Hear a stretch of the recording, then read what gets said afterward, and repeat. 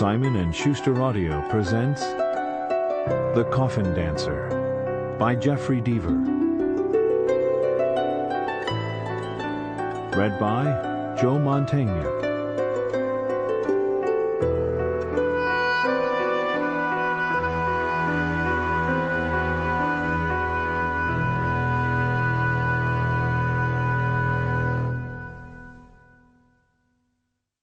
When Edward Carney said goodbye to his wife, Percy, he never thought it would be the last time he'd see her. He climbed into his car, which was parked in a precious space on East 81st Street in Manhattan, and pulled into traffic. Carney, an observant man by nature, noticed a black van parked near their townhouse. A van with mud-flecked, mirrored windows. He glanced at the battered vehicle and recognized the West Virginia plates, realizing he'd seen the van on the street several times in the past few days. But then the traffic in front of him sped up. He caught the end of the yellow light and forgot the van completely. He was soon on the FDR Drive, cruising north. 20 minutes later, he juggled the car phone and called his wife. He was troubled when she didn't answer. Percy'd been scheduled to make the flight with him. They'd flipped a coin last night for the left-hand seat and she'd won, then given him one of her trademark victory grins. But then she'd wakened at 3 a.m. with a blinding migraine, which had stayed with her all day.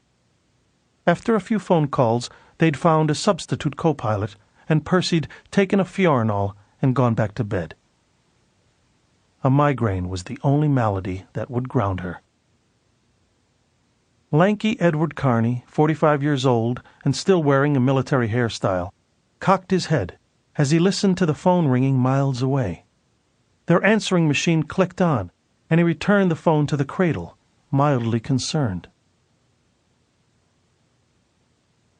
In the office of Hudson Air Charters, on the grounds of Mamaroneck Regional Airport in Westchester, a cake awaited.